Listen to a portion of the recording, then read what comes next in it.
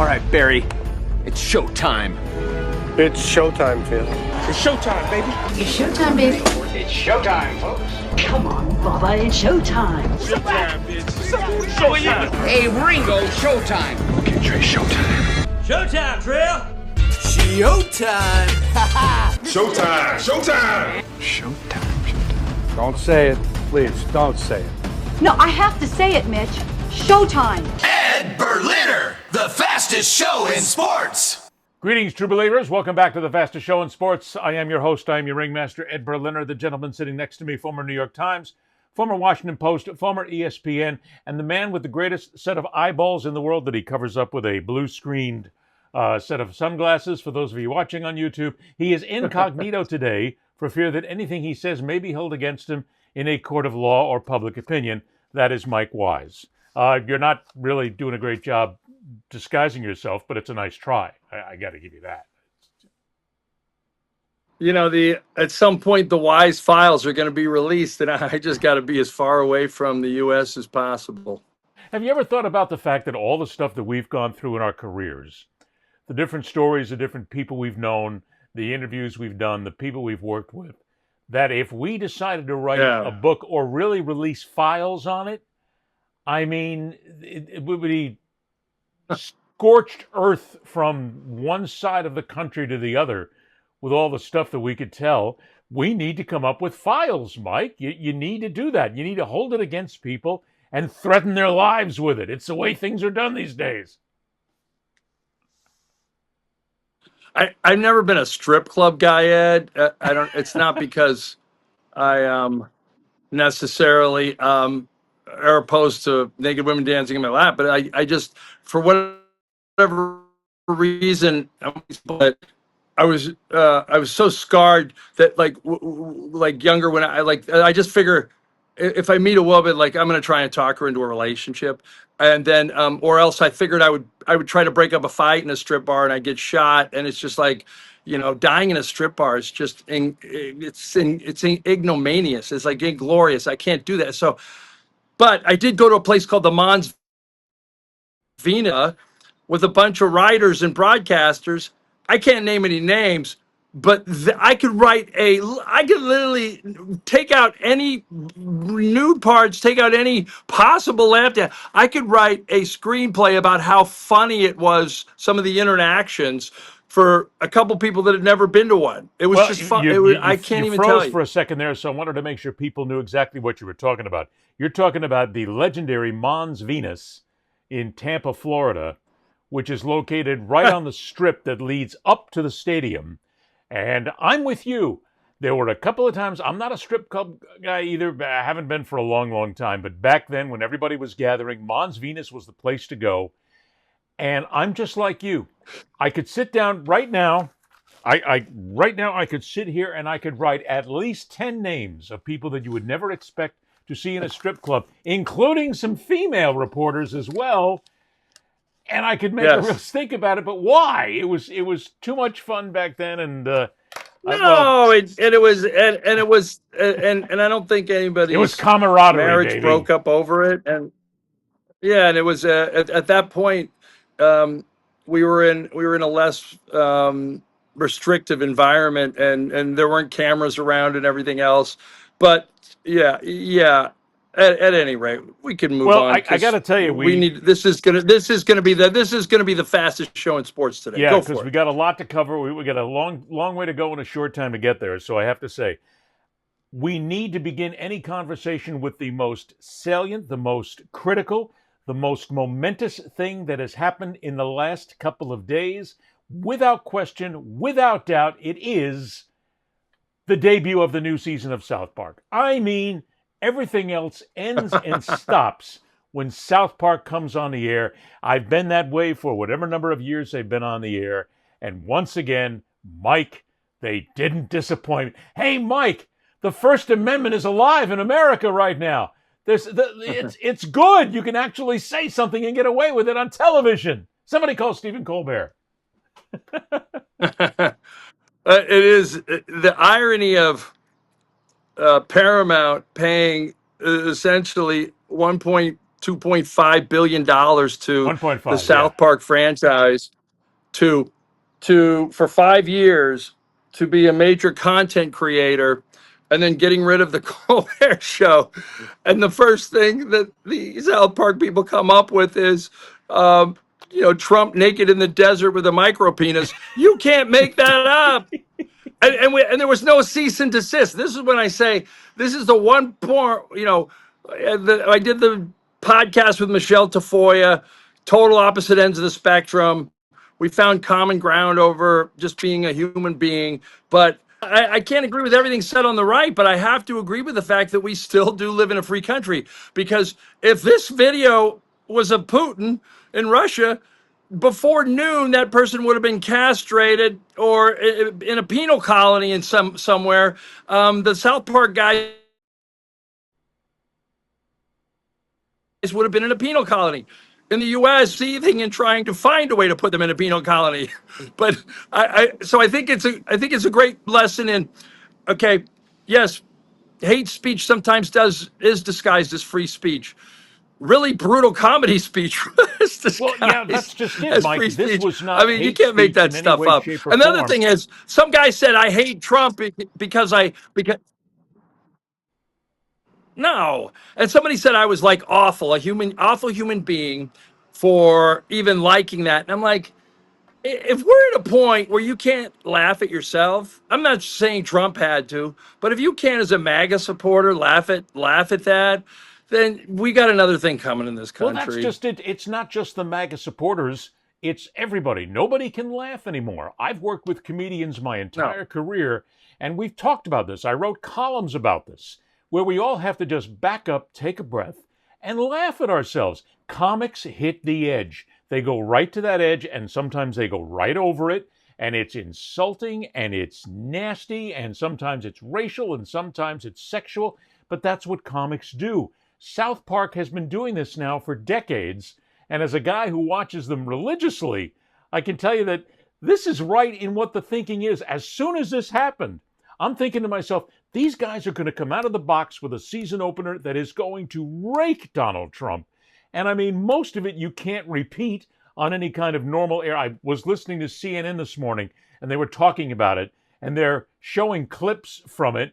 And they showed like the only 2 clips that you could actually use from it and get away with it. It is brutal, but it is hysterical. We just got to laugh at ourselves and stop with this nonsense, because I'll tell you, here's the next thing, Mike. This was just the season opener. I mean, can you imagine what these guys have got cooked for the rest of the year? And the way they do their animation, they can pretty much lead up to a news item, and they're only like a day off. Maybe when they actually get into their production, they can do this right up until the last minute. This is going to be the best season ever for South Park. You're looking at one of the benefits of AI. It will eventually replace humans. We will be, we are doomed civilization. But before that happens, there's going to be a lot of moments that we can create video like this that is nowhere near the truth. And some people that aren't hip to AI are going to go, "Oh my God, did that really happen?" And it's great. It's just wonderful. It's amazing. And the only thing I'm worried about is, like, we got all these bots, now that AI has created, and what do you do if you're like some poor kid in Kyrgyzstan, and you used to work in one of these Russian bot factories? You're out of work, buddy. AI has replaced you. I'm waiting for them to come up with the bot rendition of Mike Wise and Ed Berliner. Now, that could be interesting. And the other thing to close that out is, I will never be able to look at Donald Trump again in my life or anything from the past without now seeing the micro penis. It just ruined everything. I mean, I almost feel like he needs to pay Stormy Daniels for some kind of confirmation that that's not his real. I mean, yeah, I've been in some baseball locker rooms, and that even That was even in pale comparison to a lot of the baseball players that I've seen naked. I shouldn't say that. Go ahead. Yeah, no, let's definitely not go there. I think we now have just gone over the edge. Next thing, of course, the death of Hulk Hogan. And I got excoriated by some people when I wrote about a little blurb about Hulk Hogan on social media. Because when Hulk Hogan died, I went out, created something on social media. I said, when it comes down to social mores, the media, sports, whatever you want, he was, and he is an icon. He changed things with him and World Wrestling. He was the guy. Everybody around the world knew him. He was as popular at one time as Muhammad Ali. He was known all around the world. Wow. No, everybody knew the Hulk. Everybody knew him in America. He wasn't known internationally like he was not known internationally like Ali. Well, but I'm saying on the level of Ali. It wasn't like that he was just confined to the United States. He was known. No, I'm not. Yes. Let's make this clear. I'm not saying that he was as famous as Muhammad Ali, but I'm saying on that level where certain players, certain individuals, you can go around the world and you can say their name and everybody knows who they are.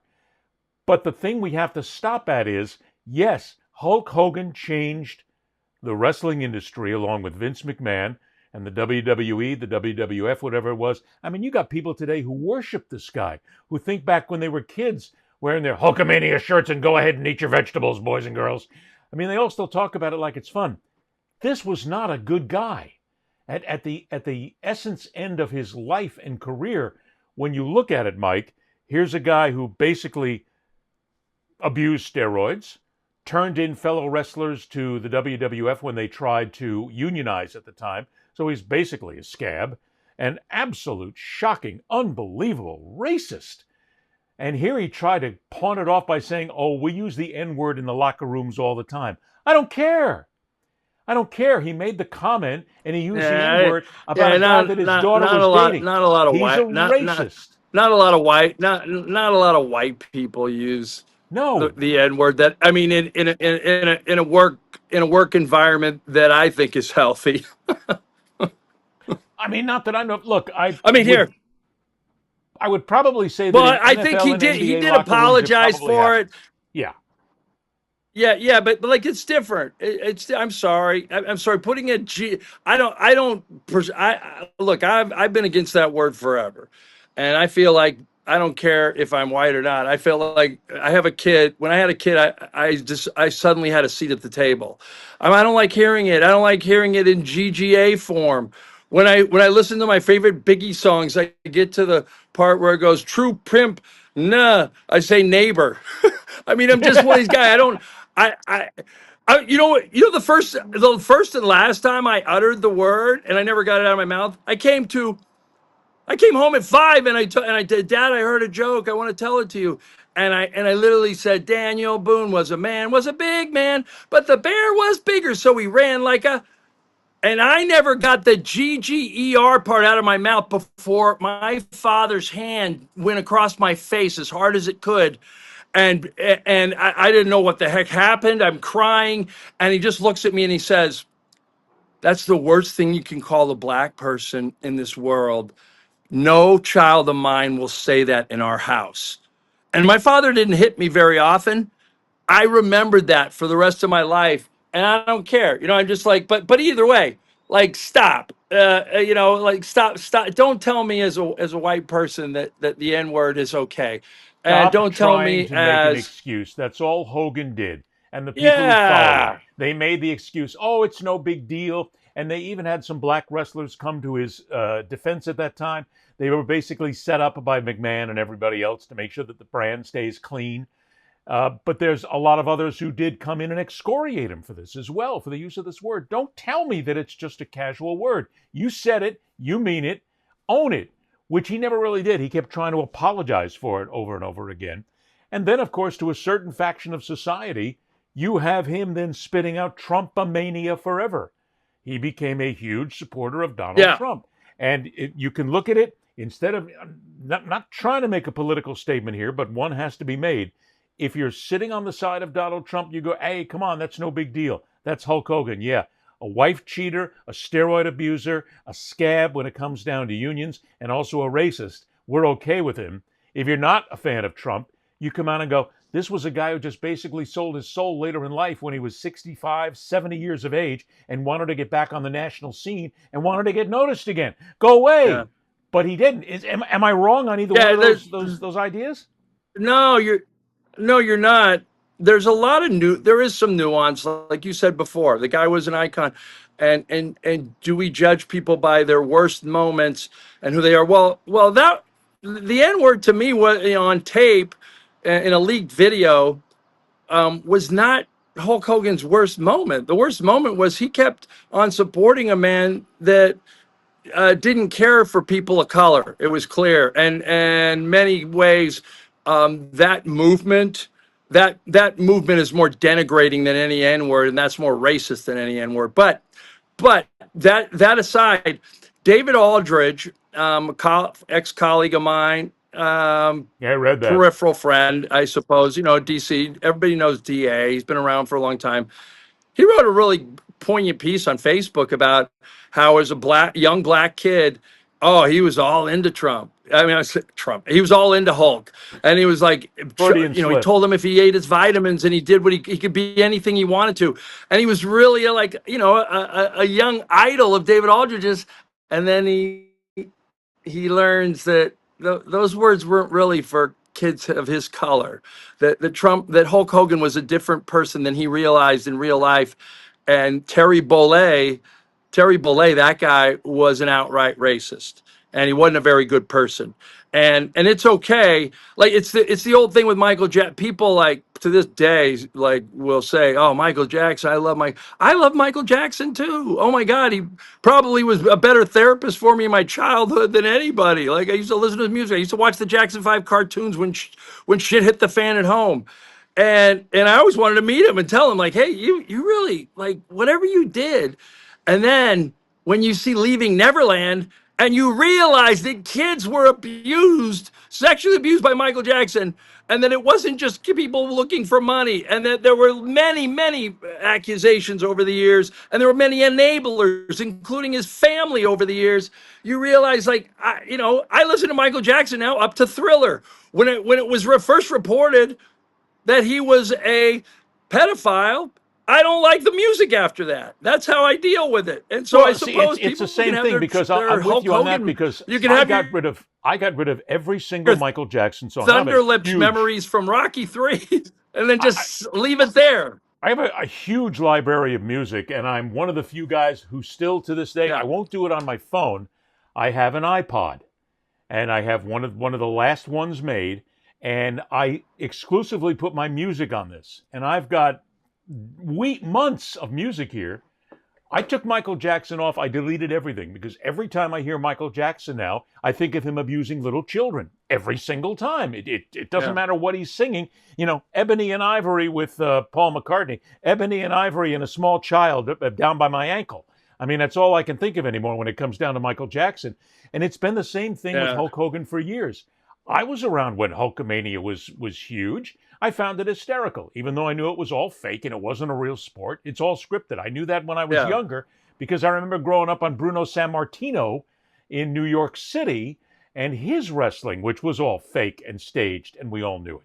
But every time since that tape came out, I hear Hulk Hogan's name and I think of the N-word immediately. I think of it not only the N-word, but the way it was he said it to his daughter, who was dating a black guy at the time, and he wanted to let her know without any hesitation whatsoever that he did not like black people. So that's why I kind of take Hulk Hogan and I shove him off to the side. He's a non-entity to me at all. You know what his biggest contribution to society might have been, depending on where you lie.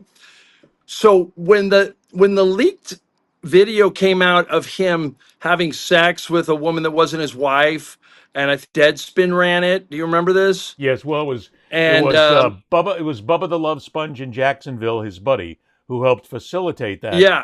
And put that through, and it was Gawker, the parent company that owned Deadspin at the time. Yeah, and it put it on Deadspin, and what happened was because of the privacy laws, Terry Bollea, aka Hulk, the Hulkster, sued Deadspin, i.e. Gawker Media, which had a lot of websites under its umbrella, and was a huge player in the .com world.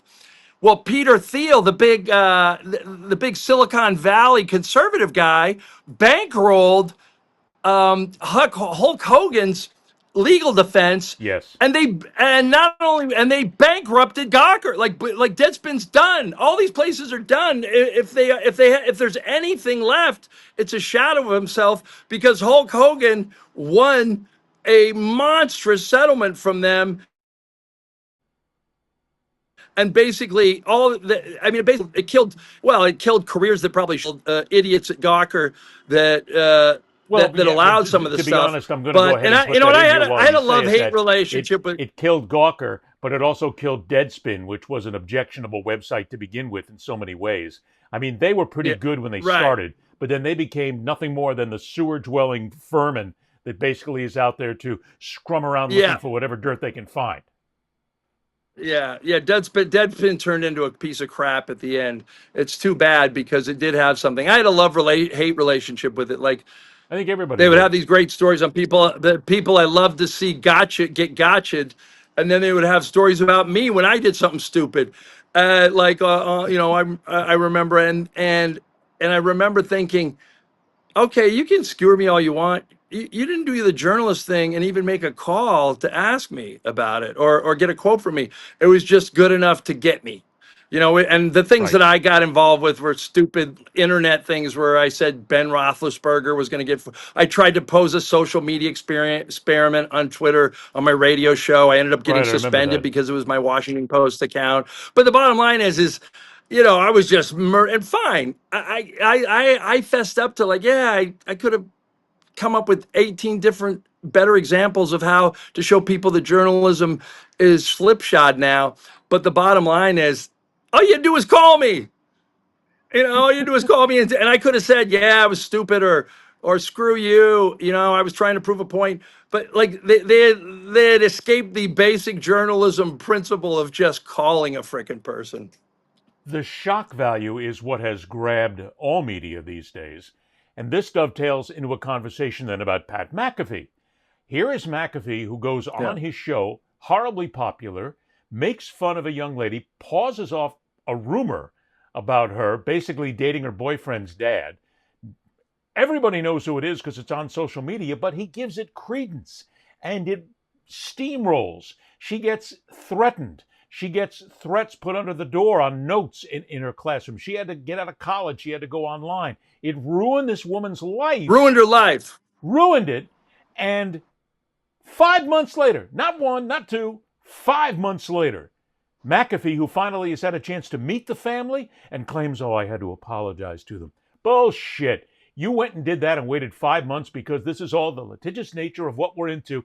And I have no proof whatsoever to say this, Mike. I can't prove this, but I can only guess that there's some kind of settlement involved here and it involves some kind of apology. You son of a bitch, McAfee, you ruined this girl's life and you waited 5 months. 5! To apologize to her and her family for what you did. You're scum. And you're part of the problem that we have right now in this damn industry, Mike. It's everybody wants to stick something out there and they want to get in somebody's face and they want to throw something out there on social media that destroys somebody. You don't have to do that. It's awful. It's mean. It's beyond reproach. It's, I don't even put Pat McAfee in the, whatever, sports journalism lane. He's in the entertainment lane. I get it. I remember having this conversation with Whitlock years ago. Like, I was like, Clay Travis, he writes some really irresponsible shit about the vaccine and all this stuff. I go, he's got a pretty big platform now on this Outkick website.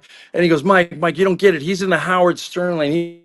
He's in the, no, you're not. You're still a person that has a responsibility with a platform, whether you're Joe Rogan or Stephen Colbert or whoever, to put out stuff that, if it's not completely tasteless, at least it's not harmful. And that stuff is harmful, and that stuff is wrong. And screw Pat McAfee. I told you on this show, I'm 61. I'm playing in this men's league. I suck. I mean, the back of my shirt, they call me the sloth. I can't move. But I will get in shape to fight Pat McAfee for charity. Like, I don't care where it goes to. I will get in shape to get in a ring with that man. I don't care. He's got me by several years. He was an NFL player. I will get in the ring with him and take blows just to land one to his freaking ugly face. Hey, Mike, he wasn't an NFL player. He was a punter. This is true. It's true. He was an That's a good eight-season punter for the Indianapolis Colts. And this is true. But it's what we have denigrated down to. We have a responsibility on this show as well, whether we reach one person or 10 million people. We don't deal in the bullshit. We don't put anything out there that's going to harm anybody. Done with it. Did we just talk about Hulk Hogan? Yes, but we talked about Hulk Hogan and all the factual things about what he did. We didn't make it up. We didn't throw it out there as rumor. It's actually been fact, and it's been out there. This is a guy who basically backs up. And ESPN is just as much to blame for this, too. Because ESPN hires this guy. They give him the platform. They put that notice at the beginning of the show that anything said here is a commentary by the individuals here. It does not necessarily reflect ESPN or Disney or whatever else. Bullshit. You give him the platform and you allow it, and you don't punish the guy. He ruins an 18-year-old girl's life. What are we thinking here? And the problem with it is, Mike, there are going to be people who heard that, who heard his apology, and who hear you and I go off the rails here today, and they will say, what's wrong with you guys? He was just kidding around. It wasn't a big deal. It didn't really bother anybody.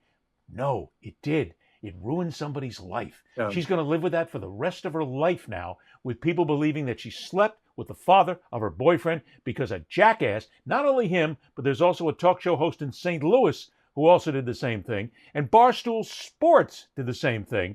But I'll give Dave Portnoy some credit here, which I normally don't do. He at least came out and apologized for what they did. He took his own guys to task on KFC Sports.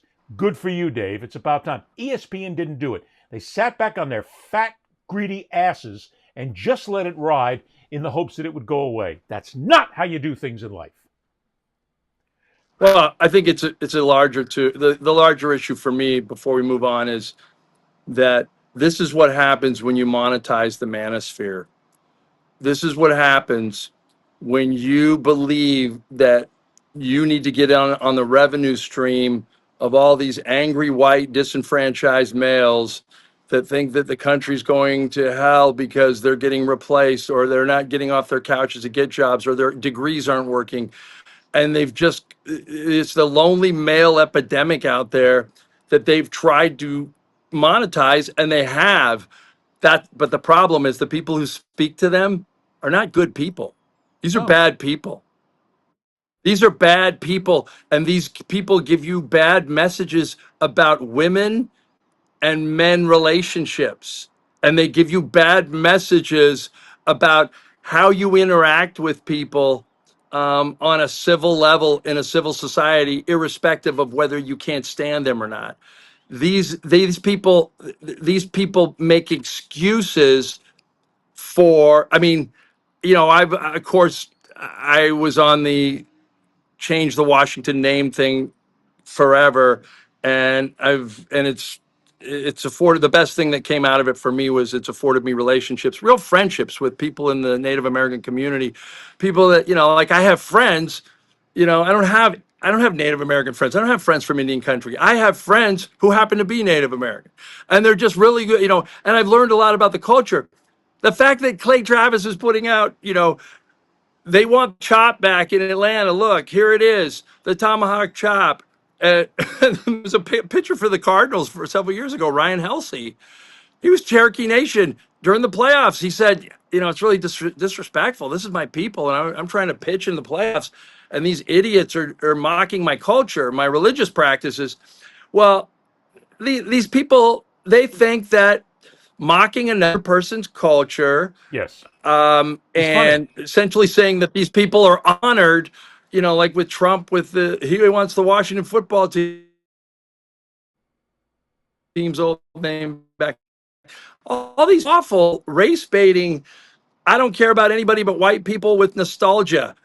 Like, guess what? Just because something's nostalgic to you, i.e. the Confederate flag, Oh, a don't get name me of a started there. We'll team, go off an for a old week. Chief Wahoo image.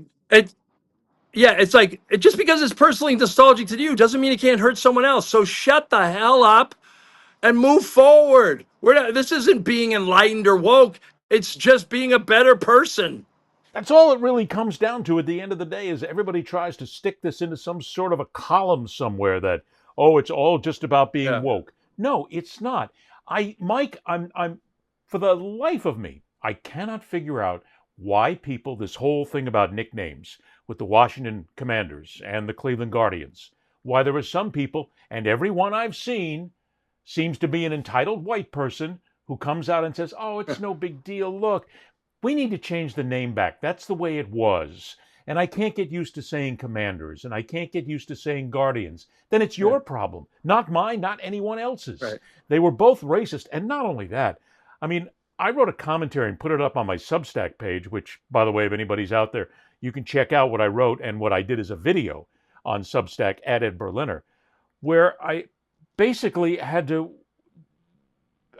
rack my brain thinking about, do you not realize that Chief Wahoo was the most racist mascot I'd ever seen anywhere, with the red skin and the fake nose and the lips?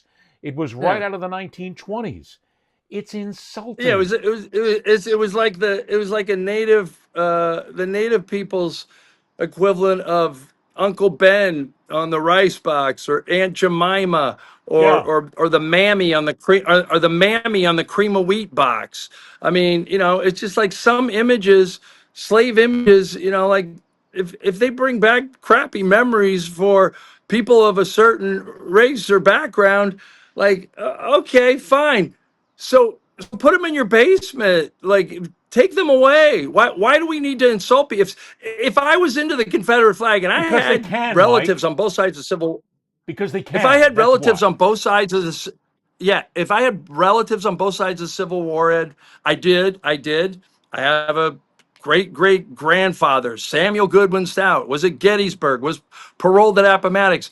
If I was really into, like, putting my Confederate roots out there and, flying in and saying, hey, this is about Southern rights, this is about my heritage, the first black person or Jewish person or anybody that came up to me in my neighborhood and said, hey, I know what it means to you. For me, it was oppression. For me, it was anti-Semitic. I would be like, you know what, John or Fred or whatever, if that's what it means to you, I'm going to take it down and put it in my garage. Like, whoa, like, just be a decent human being. When we were taking vacations, lived in New York and used to take driving vacations to Florida, I was maybe 12, 13 years old. We used to drive at the time, a lot of it was US 1 because I-95 was not completely constructed from north to south. And I cannot remember the town. If I thought about it, I will. But there was a town in South Carolina that as we went through the town, there was a billboard. And I'm 12, 13. My grandfather was a master electrician in New York City. He was a business owner. He used the N-word. He did it a lot. I mean, it was just part of his generation. The man was born in 1900 or something like that. But there was a billboard that we passed, and it was the White Knights of the Ku Klux Klan, 3 of them astride white horses in full raise of the horses. Welcome to Klan country. Holy shit. I mean, like I said, I'm 12, 13-year-old. It was at that moment that I decided this is wrong. I mean, something's wrong in all this. But the problem with it is, Mike, the people who agree with Trump don't see it as being wrong. They see it as heritage. We're honoring Redskins. We're honoring Indians. And they'll come back and say, hey, we got somebody here in Tallahassee, Florida, who says, hey, it's no big deal if you use Seminoles. We're actually real happy that you use them. We like it, as a matter of fact. Yeah, that's because the Seminole Nation gets paid. They get a lot of money for the use of that, and they've been in for years. And the Oklahoma Seminole tribe, the original, where the Oklahoma Seminole tribe hates it. They have a proclamation against it. They want it gone. So yeah, Yeah, the quickest thing. I mean, there are a few native schools that still use the team's name. Like, okay, great. Like you and I aren't, going and co-opting Jay Z or Young Jeezy for the day and saying, "Hey, these people love the N bomb. They've commercially profited off it. It's time we realize it's okay for everyone." Like, no, that's not how it works. We don't because a couple black people in America think Amos and Andy was great. We don't bring back white people doing blackface on television anymore. Like, that's not how it works. So start showing our native brothers and sisters the same respect you do other ethnicities and minorities, and maybe we'll turn into a more friendly society. And maybe we'll stop threatening people like the president does at this time, where if you don't knuckle under and change your name back Oh, to God. Redskins, I'll get involved with Congress and we'll take Yeah. away the funding for your new stadium that has already been approved. And by the way, while we're doing this show, it's already been announced that basically the deal's been cut. The stadium is Yeah. going to go through. Look, I applaud the Cleveland franchise. I applaud the Washington franchise for basically saying, no, we Yeah. changed it. We're not going back to the old ways because it's wrong. And until people realize it's wrong, we're going to continue to fight these battles. Yes, Well, we well, stray from talking about sports, I don't but applaud. this is about I sports. don't applaud the. I don't applaud the franchises. I applaud the people that made them change it because it became know a what money I'm thing saying. for them, and they The realized. people at the franchise. Yeah, I know who what you're made the saying. changes. Right, that's right. it. You're right. The Okay. people who sit there as the ownership and they make the Right. changes. I absolutely have to agree with them. One last thing before we get out of here, because we're running a little short on time today. Yeah. The NFL and ESPN are about to cut a deal. And the NFL is going to buy 10% of ESPN. It's going to be $1 billion deal. Ladies and gentlemen, boys and girls, if you thought it was expensive to watch games on pay-per-view and on cable and on social media and other forms, you ain't seen nothing yet. By the time these two get involved and they start pushing out the costs. But you know something, Mike? Maybe this is just the best. We know that ESPN and the NFL are in bed for each other. ESPN is nothing more than a marketing tool for the NFL, and the NFL allows them to be it. But at the same time, this comes down to something you and I have talked about in a lot of senses here. If ESPN is in bed with the NFL, how do we know anything reported on ESPN about the NFL is true, is real? How do we know they're going to give us any real news? They don't now. They basically coddle the NFL, and they don't do any investigative pieces on anything. Oh, yeah, there's that CTE thing. Let's let that go away. But we don't have to worry about it. It'll just be a mouthpiece for the NFL, and everybody will be happy. That's what's going to happen. That's all, folks.